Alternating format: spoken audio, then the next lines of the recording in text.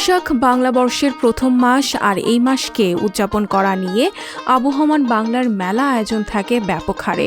মেলার একটি বড় অংশ জুড়ে থাকে মৃৎশিল্পীদের তৈরি বিভিন্ন দৈনন্দিন ব্যবহারের আসবাবপত্র। আর এই সকল আসবাবপত্র তৈরিতে চৈত্রের শুরু থেকেই ব্যস্ততা দেখা যায় কুমার পরিবারগুলোতে। বৈশাখী মেলায় তাদের কারুকার্যে ফুটে উঠত বাংলার ইতিহাস ঐতিহ্য। বেচা বিক্রি ভালো হওয়ায় স্বপ্ন ছুঁতে পারত তারা। আধুনিকতার ছোঁয়ার পরিবর্তনে এসেছে মানুষের দৈনন্দিন ব্যবহার্য আসবাবপত্রে, তাই আর আগের মতো নেই তাদের বৈশাখ ঘিরে কর্মব্যস্ততা। পূর্বপুরুষদের এই পেশাকে টিকিয়ে রাখতে সংগ্রাম করছেন বেশ কিছু পরিবার। বিক্রি হয় না, কম হচ্ছে, সিলভারের মাল আসি এনে অত উন্নতি হয় না, কি করে খাবো, একদমই মাল চলে না। আগে ছিল 100 জনের মতো, আর এখন মনে করেন 30-40 বাড়ি হবে। এই পরিবারটা ধরে আছে আর কি। এই ব্যবসাটা কমে যাওয়ার কারণটা কি? কমে যাওয়ার মনে করেন ব্যবসা অত পয়সা নেই, ব্যবসাতে অত লাভ হয় না। তো সামনে আপনার কিংবা বৈশাখীর মেলা করতে হবে, এই জন্য মাল বানাবানি করি, যেহেতু জাত ব্যবসা, আমাদের জাতি ব্যবসা, এই জন্য করতে হয় আর কি।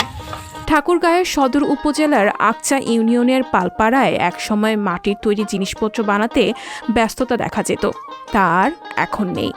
যে কয়েকটি পরিবার ধরে রেখেছে তাদের পরবর্তী প্রজন্ম অনিশ্চিত ভবিষ্যৎ জেনে আর পেশায় থাকতে চায় না, তাই এক সময়ের অপরিহার্য মৃৎশিল্প টিকিয়ে রাখা নিয়ে তৈরি হয়েছে অনিশ্চয়তা। কালের বিবর্তনে যেমন অনেক কিছুর পরিবর্তন এসেছে, ঠিক তেমনি পরিবর্তন এসেছে এক সময়ের মাটির তৈরির হাঁড়ি পাতিল, থালা বাসন, শাঙ্কি, ঘটি, মটকা, সরা, চারি, কলস, প্রদীপ, ব্যাংক, পুতুল, কলকি, ছোটদের খেলনার হাতি, ঘোড়ার ছবি, দেবদেবীর মূর্তি ইত্যাদির। এই ব্যবসা তো বাপদাদার আমল থেকে করে আসতেছে, কিন্তু এখন তো এই ব্যবসার আর মূল্যায়ন নেই, চলে না। যে প্লাস্টিকের মাল আসে না, প্লাস্টিকে আমাদের সব ধ্বংস করে দিচ্ছে। প্লাস্টিকের কারণে এইগুলো আগে এমন একটা চাহিদা ছিল এক সময়, এরকম চৈত্র মাল আসলে আমাদের খেলার মাল, মেলার মাল, বাজারের মাল, বহুত বাড়িঘর জায়গা ছিল না। এখন দেখবেন যে 10 বাড়ি 50টা বাড়ি ঘুরে এক বাড়িতে ওইগুলো পাবেন না, কারণ আমাদের ঐতিহ্য এখন সব ধ্বংস। মেলাই হয় না, মেলা যাইতেই দেয় না। এইগুলো বানাচ্ছি, ঈদের পর মেলা হচ্ছে, দেখা যাক হচ্ছে না না হয়। জিনিসের দাম নাই, প্লাস্টিকের মাল ওগুলা এনে এগুলা নিবাই চায় না, ভাঙে যায়, হিন করে কহে করে। আগে যা চলতেছিল এখন তো চলে না। প্লাস্টিকের মাল আসার পর এগুলো দিয়ে আমাদের চলে না, সংসার টংসার কিছু চলে না। এগুলো আছে বাপদাদা আমলের স্মৃতি হিসাবে, এগুলো আমরা ছাড়তে পারতেছি না, হালকা পাতলা করি যাতে আমাদের সংসার একটু হলেও চলে। মৃৎশিল্পীদের সঙ্গে জড়িতরা বলেন, প্লাস্টিকের খেলনা আসবাবপত্র বের হওয়ায় মাটির তৈরি জিনিসপত্রের চাহিদা কমে গেছে।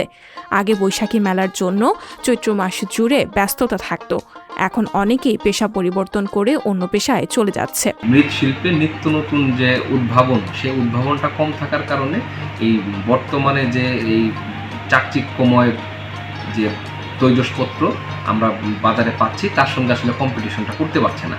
এই জন্য তাদেরকে উন্নত মানের প্রশিক্ষণ এবং তারা যেন ভালোভাবে কাজটি করতে পারে, সেজন্য আসলে ঋণের সুবিধা এটি প্রয়োজন, যেটি আমরা তাদের সঙ্গে কথা বলে বা তাদের সঙ্গে কাজ করতে গিয়ে আমরা এটা অনুভব করেছি।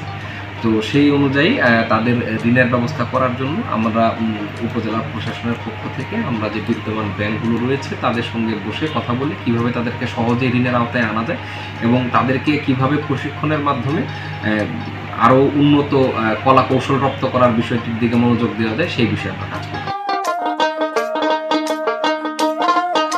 সানজিদা শম্পা, সংবাদ প্রকাশ।